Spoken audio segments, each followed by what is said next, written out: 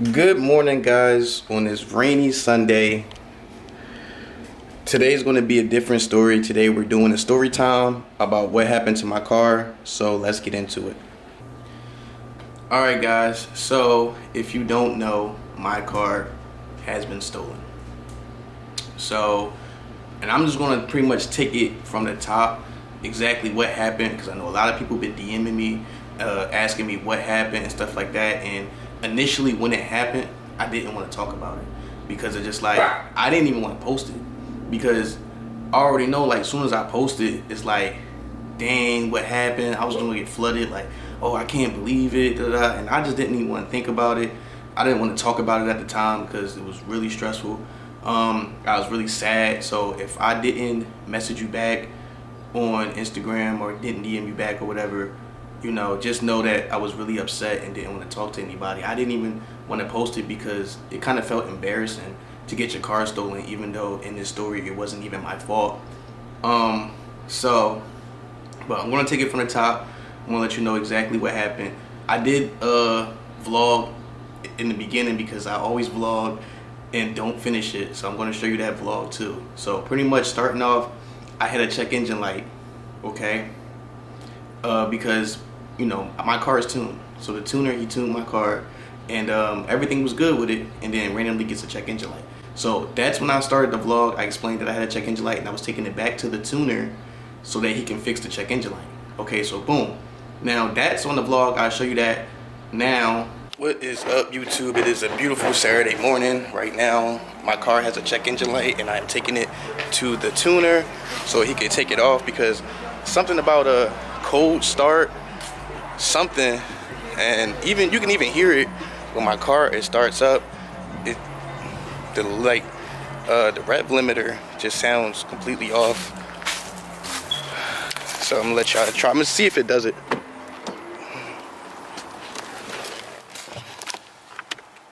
Oh, you can go my back camera. It didn't do it that time.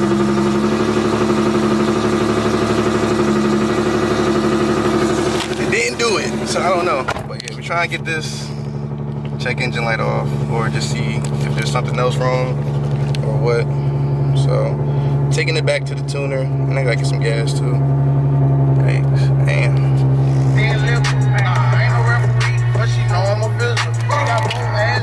After that, right, I get there and he plugs up a whatever it's called, the reader, and he has like a tablet. So he goes in there, he takes the check engine light off. He's like, all right, you good? You can just drive home. So I started driving home and I realized my car is acting a little funny. Like it won't go into sport mode, and just the, what is it called? The Fahrenheit was reading in Celsius and not Fahrenheit. Just like the climate, and I'm like, what the hell's going on? So I pulled over to a Wawa, and then I turned the car off to turn it back on to just try to reset it. And when I went to go turn it back on, the car didn't start. It was like, duh, duh, duh, duh, duh, duh. So I'm like, what the fuck? Like, so I take my car back to him, like, yo, you gotta fix this. My car is not starting and it's acting funny ever since you plugged that tablet up into my car.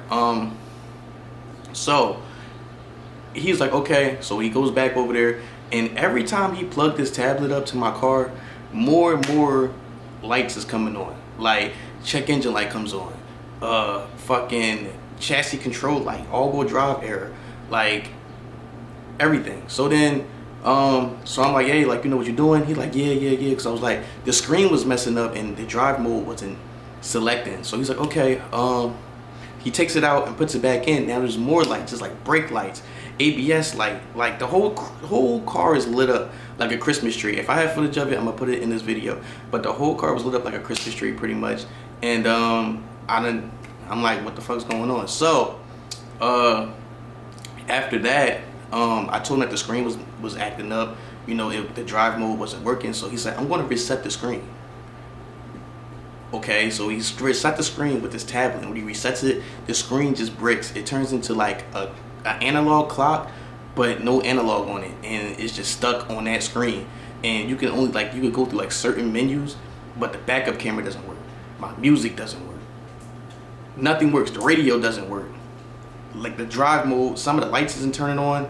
And at the end of the day, he pretty much just get to a point where it's like, I don't know what I'm doing. So you have to take this to a dealership or something because I don't know what I'm doing. I'm like, what do you mean you don't know what you're doing? You connected stuff to my car, you tuned it, you did everything, and now you're just telling me, oh, well, I don't know, so you on your own. So he gets it to a point where I can drive it home because one time, I don't know what he's doing to my car. Like he's doing something like electrical or whatever, because when I was driving it, the transmission was shifting like really hard. So then he resets that or whatever, and he gets it to where I can drive home. But I had to drive home with no music, no lights, no nothing. I have headlights, but like no lights in the interior or whatever, and my drive mode still don't work, and it just was worse. And I just wish that in the morning I just never had took it to him for something simple as a check engine light. Now my whole car is like pretty much fucked up. So so now it's like I have that on video too. I'm going to show you that too. I have that on video where I was coming back from him and I was explaining like what was everything going on and what was wrong. So I was already frustrated from that. Alright guys, so we got some bad news. He plugs the scanner up again, and then now I get another check engine light, and then he plugs it up again, and then now it says all-wheel drive error, chassis error. Now all the lights is popping up on the dash. I don't know what's going on, and the screen is bricked. Can't do nothing. I can't listen to music. I can't do nothing.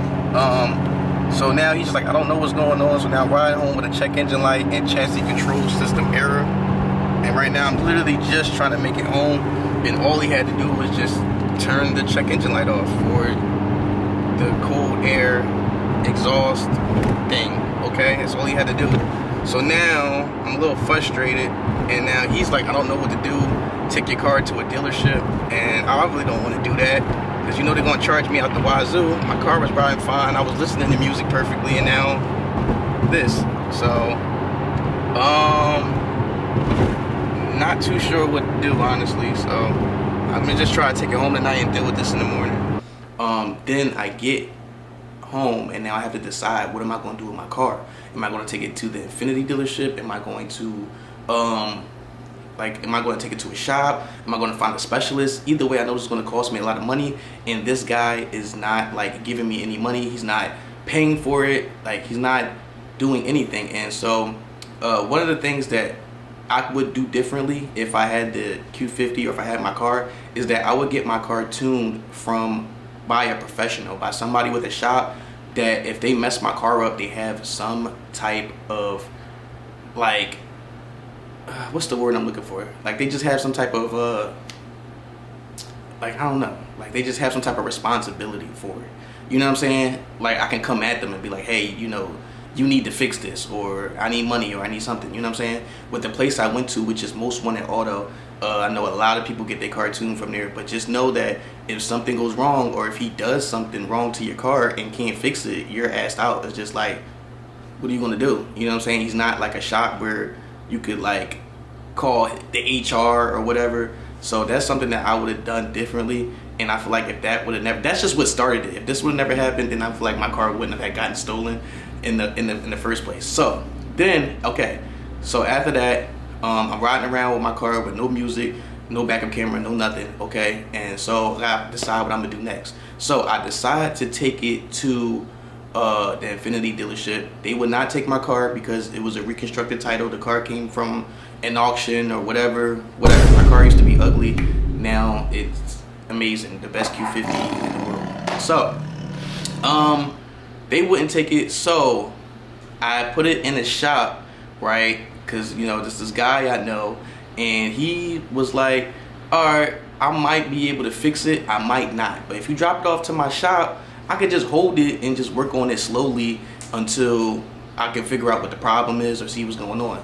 Mind you, when I plugged it in, it said I need a new BCM. When I plugged it, when I went to AutoZone and plugged it in, it said I need a new BCM. So I bought a new BCM. I got the guy at the mechanic to install it.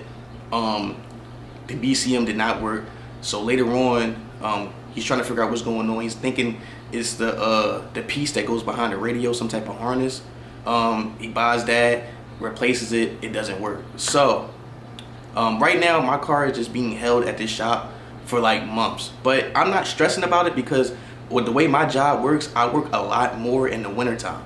So I'm pretty much working damn near 7 days a week. I don't have time to do YouTube. I don't have time to do anything right now. So I'm just like letting my car sit there and just like whatever you can come up with it. You know what I'm saying? Because I didn't want to pay for something that wasn't my fault.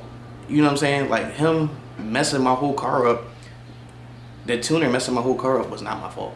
So, and he took no responsibility of it at all. So, now moving on with the story. Where am I?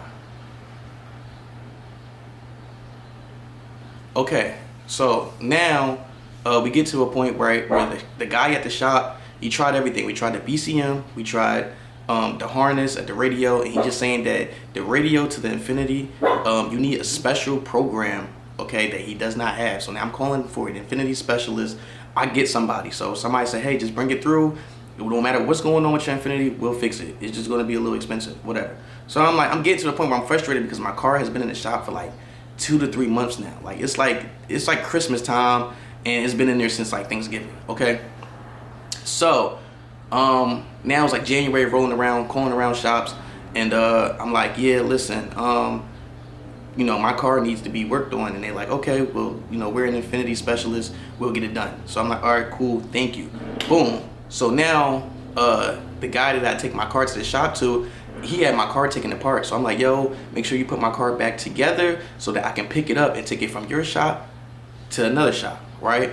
So the other shop was like a gas station. So I didn't want my car to sit there over the weekend because they was not open on the weekend. So I tried to grab my car on a Thursday and give it to them Friday so they could look into it Friday and maybe pull it into the garage Friday and leave it over the weekend inside the garage, rather me take the car on the weekend and, like, let's say it's a Saturday, and just leave it at a random gas station on a Saturday. Like, you're asking for it to get stolen. So Thursday, the guy, the mechanic, said he has my car ready. So I'm working. I get off at like 5. So I get somebody to meet me at the other shop so I can pick my car up at this shop and take it to that shop, and that person there can drive me back.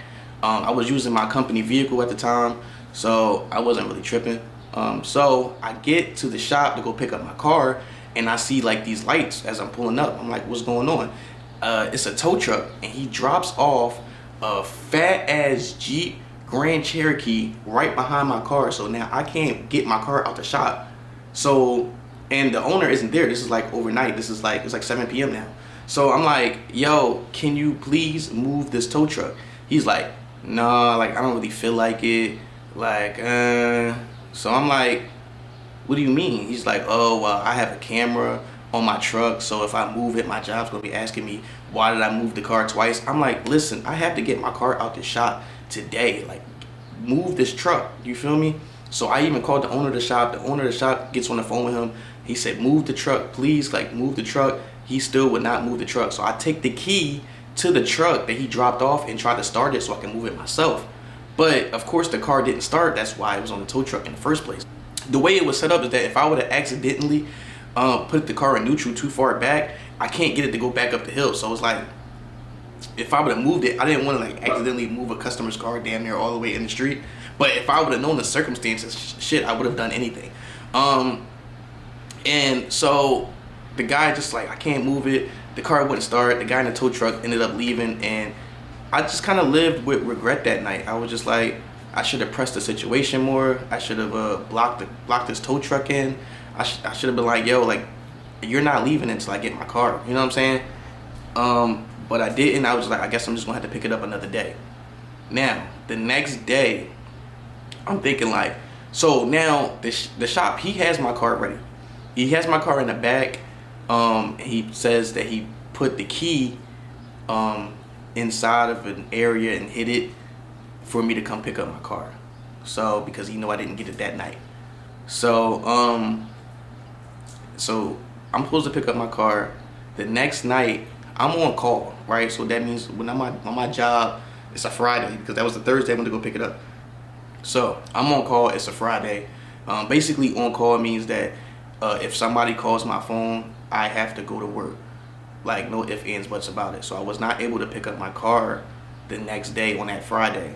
That night, I got a phone call at 2 in the morning, and the guy's like, hey, are you trying to come and pick up your car? Now, when I got this call at 2 in the morning, I already knew what was going on because he called me 2 weeks ago prior. It was like, hey, there were some guys that was walking around the shop. Was this you trying to pick up your car? And I was like, no, that's not me. So now I already know that people were trying to plot on my car or cars that were in that shop. So I'm trying to hurry up and get my car out the shop, and then that's when the tow truck situation happened Thursday. So now it's Friday. And so I didn't get my car because I was stuck at work. I'm on call. And so now he calls me at 2 in the morning. It's like, hey, is this you trying to pick up your car? And I'm like, no, because I already know now if they went there once plotting, this is it. You know what I'm saying? And I already had a bad feeling. So he's like, all right, let me call you back. He calls me back and he's like, they just stole a Corvette from my shop. So I'm like, what?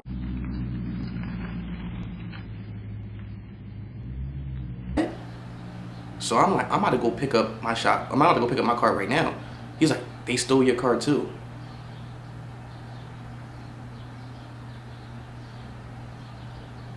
So I'm like, what? So I drive down there, trying to call the police at the same time. Ever since that night, no one's seen of or heard of that car at all.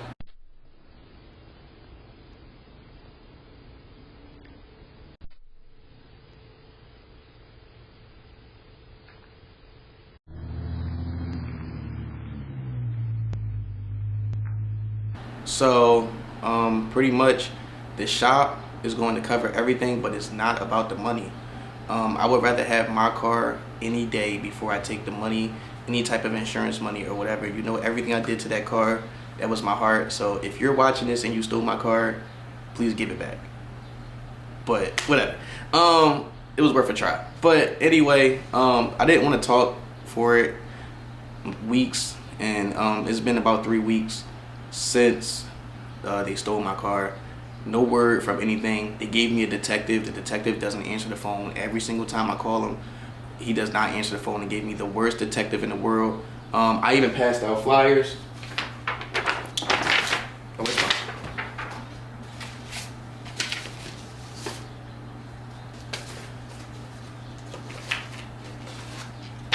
I even passed out flyers to every police station in Philadelphia or in the area. Still didn't find anything. So that's pretty much what happened to my car. It was not my fault. I did have a kill switch on it. I was trying to tell him that I had a kill switch on it, but because when he told me about the people that was walking around the shop, I asked him like, hey, is my car safe here? He said yes. And so I asked him about the kill switch, and he was like, no, you don't need to worry about none of that. Like, this never happened at my shop. Like, you know, he was just real like, you know, kind of like, what's it called, like in denial. Like, you know, it would never happen to me or at my shop. Whatever. If it never happened, it's whatever. But if you know what shop I'm talking about, you know, we have surveillance footage of my car getting stolen. So I'm going to show that. So also, yeah, so it's very hurtful. And now it's been 3 weeks. I've heard nothing. I got an easy pass saying that they took my car through a toll in New Jersey, like on a turnpike or whatever, and that's the only information that I may have right now that's leading to my car. But since now it's 3 weeks, I have a rental, so at least they're taking care of that. The insurance company from the shop is taking care of me right now. They gave me a rental, and so when I called the lady for the rental car place, she's like, yeah, like we can get you in a Grand Wagoneer. I'm like, a Grand Wagoneer? I'm thinking I'm getting like a Nissan Altima, whatever, just to get me back and forth to work. I'm like, a Grand Wagoneer? So I get the Grand Wagoneer. It's honestly, it's amazing. It's a $100,000 truck. I'm just enjoying it. Got the, you know, heated seats. The sound system is crazy. And I'm like, why did they give me this big ass truck? So we ended up going to Pittsburgh, having fun. Also, when so then the car is a little bit too big. I got the rental for 30 days, so the car's a little too big. So I'm like, let me take the car back and get something smaller. Again, I'm thinking I'm getting like a Nissan Altima or something small. I get there and I'm like, yeah, like let me downsize my car or whatever. And she's like, okay. I'm like, yeah, you can just give me like whatever you got on the lot, little economy car or whatever. She's like, I got an Audi. I'm like, an Audi? She's like, yeah. I'm like, yeah, I'll take an Audi, absolutely. Like, and I went out there, sure enough, it's a whole Audi. So we compare it between the Wagoneer and the Audi. I ain't gonna lie, I kind of miss the Wagoneer, but it all comes with different stuff. Like the Audi has the power mirrors, but the Wagoneer has the automatic start. But the Audi has a 360 camera, but the Grand Wagoneer only had one. But the Grand Wagoneer sound system was way better, and the Audi sound system was trash compared to the Grand Wagoneer. So I don't know, but at least they gave me some decent cars, and I'm like, why every time I come to this rental car place, they only give me cool cars? So I'm gonna show you both of those vehicles if they're not already on the screen. But yeah, pretty much that's what's happening to my car right now. So I'm waiting. I just started filling out papers so that I can get some insurance money, and the only question next is what I'm going to get next. And honestly, I'm to the point where I love my Q50. I did not want a new car. I did not want the money. So I would literally grab another Q50 and do the exact thing all over again. But a part of me does not want to do that. A part of me wants to explore another chapter. But I really did not want to get rid of that car. That's crazy. So I don't know. What should I do next? Should I do like a Chrysler 300 Hellcat build? But I feel like it's too hot now. All the hood. Everybody in the hood is doing that already. But I don't know. So now it's like, give me some ideas on what I should do next. But anyway, pretty much deciding what I'm going to get next is a whole nother topic. So thank you for watching, and yeah, definitely a real sad moment for me, but I know I will get back, and everything will be better in a few months, hopefully. So yeah, so that is what happened to my car. I know a lot of people have been asking me, so just watch the video and you will know everything, and it really sucks. Next time, to prevent this from happening, I'm definitely getting an air tag for sure, or getting some type of locator on my car. I was dumb for not having one, but you live and you learn. And that's pretty much it, y'all. So thank you for watching, and yeah, that's it. So also, what I do want to say is about 1,000 people watched my story the night it got stolen, and probably only 2 people were helpful. That's another reason why I didn't even want to post it. But I'm kind of getting over the sadness, and yeah. So thank you for watching. Please like and subscribe, guys. Got my Eagles gear on because they just won the Super Bowl, and I already went to the Super Bowl parade and everything. So a bunch of crazy stuff happening without my car is crazy. So just kind of dealing with that right now. Also had fun in the Audi, drifting and stuff like that. So yep, please make sure you like and subscribe.